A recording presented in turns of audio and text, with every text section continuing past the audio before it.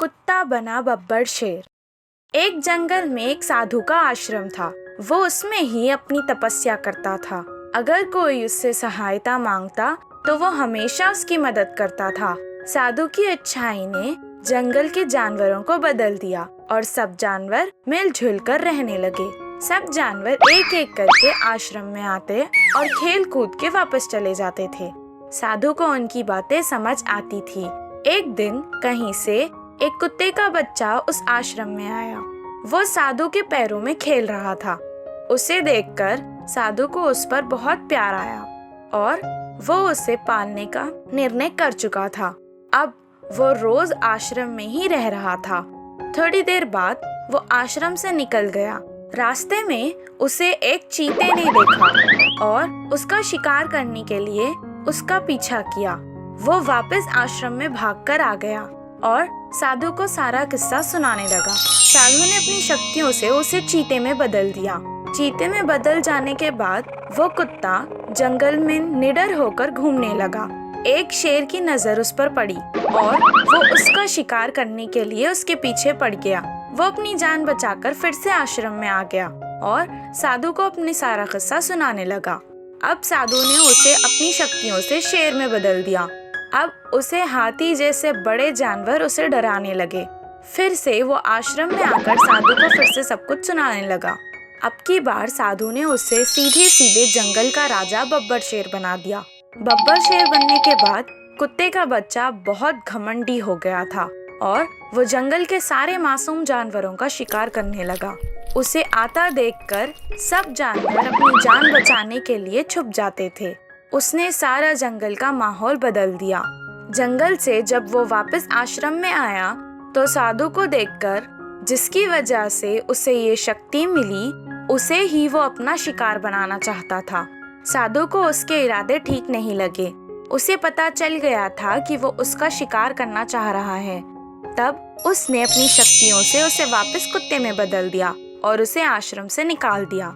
इस कहानी से हमें ये शिक्षा मिलती है कि जो हमारा अच्छा करता है, अगर हम उनका बुरा चाहें तो कभी हमारे साथ अच्छा नहीं हो सकता। धर्म का फैसला।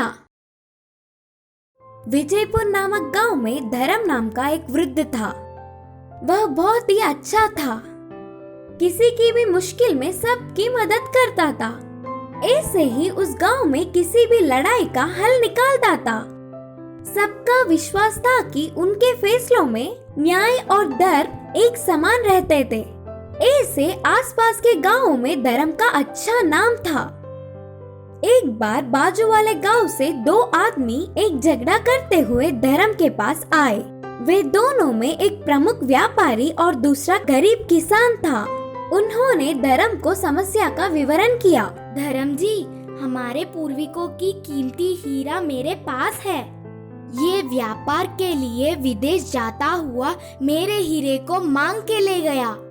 लौट के आने पर हीरा मांगा तो वापस नहीं दे रहा है, बोलकर किसान ने शिकायत की। इसका जवाब क्या देगा करके दूसरे आदमी की तरफ देखा धर्म।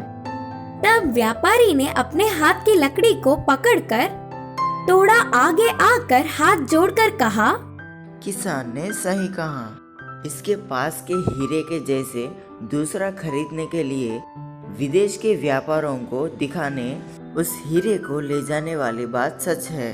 फिर मेरे घर पहुंचते ही उसे बुलाकर उस हीरे को वापस कर दिया। किसान लालच से मेरे पास के एक हीरे को हड़पने की चाल चल रहा है। देने का या लेने के समय का कोई साक्षी नहीं। ये पूरा मामला हम दोनों के बीच का था। इससे धर्म सोच में पड़ गया। उन दोनों को उस रात वही गांव में रहने को कहा और फिर सुबह ही उसके पास आने को बुलाया। किसान और व्यापारी दोनों धर्म के कहने पर उधर ही रात बिताए।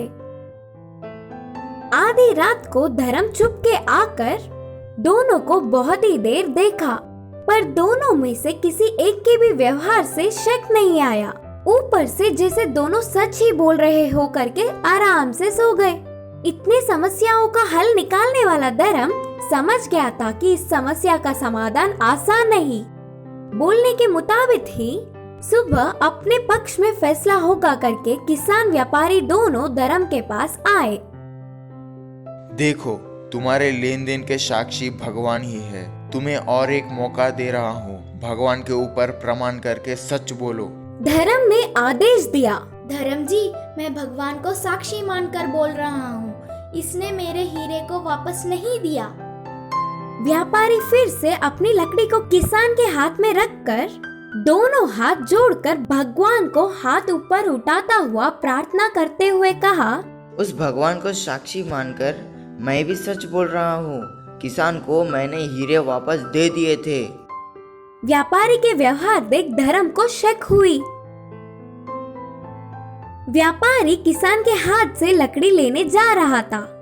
रुको, उस लकड़ी को मत लो, उसे इधर दो। करके उस लकड़ी को लेकर धर्म ने ध्यान से उसकी जांच पड़ताल की। कुछ देर बाद पूरी बात समझ आ गई। तुरंत उसे पास के पत्थर पर मारा। लकड़ी के टूटने पर उसमें से किसान व्यापारी को दिया हुआ हीरा बाहर निकला। अचानक घटी हुई इस घटना से व्यापारी के मुंह से शब्द नहीं निकले। अब ना कुछ कर पाता हुआ अपनी गलती को मान लिया।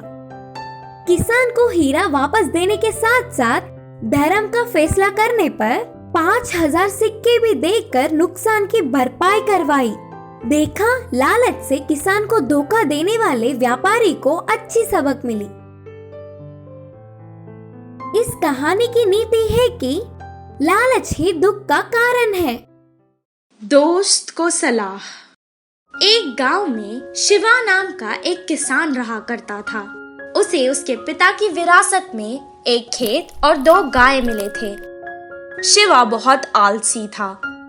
वो अपने खेत में जो चाहता वो उगा लेता था, पर वो अपने खेत की देखभाल नहीं करता था। दूध देने वाले गायों का भी वो कुछ ख्याल नहीं करता।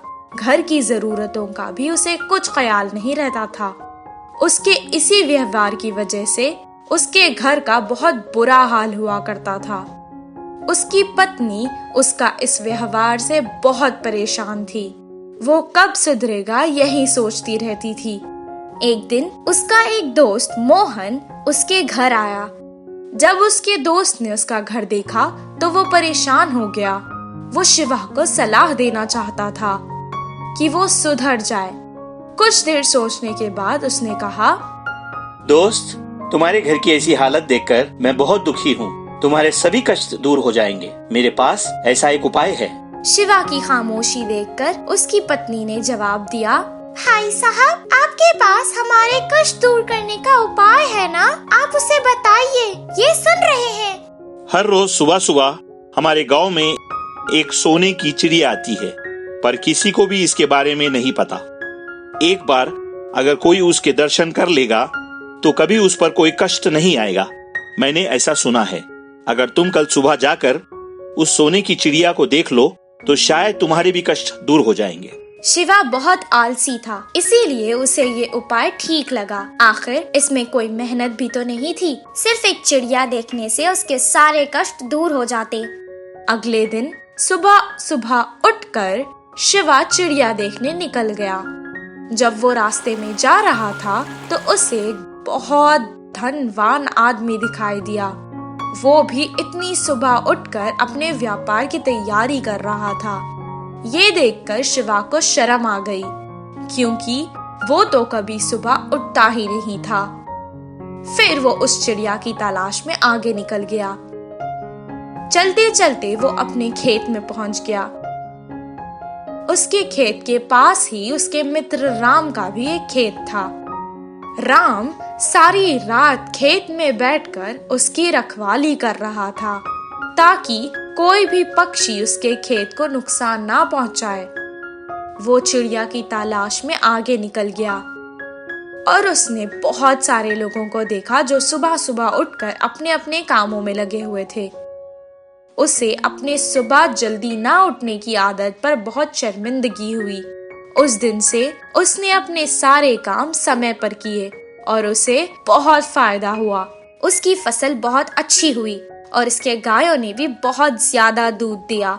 जब वो सुबह सुबह उठकर मन लगाकर काम करने लगा तो उसे सिर्फ पैसा ही नहीं, इज्जत भी मिली। उसे मोहन की बताई चिड़िया तो नहीं मिली, पर उसके सारे कष्ट दूर हो गए। तब से वो और उसकी पत्नी एक सुखी जीवन बिताने लगे। इस कहानी से हमें ये शिक्षा मिलती है कि सुबह जल्दी उठने से सब काम अच्छे होते हैं।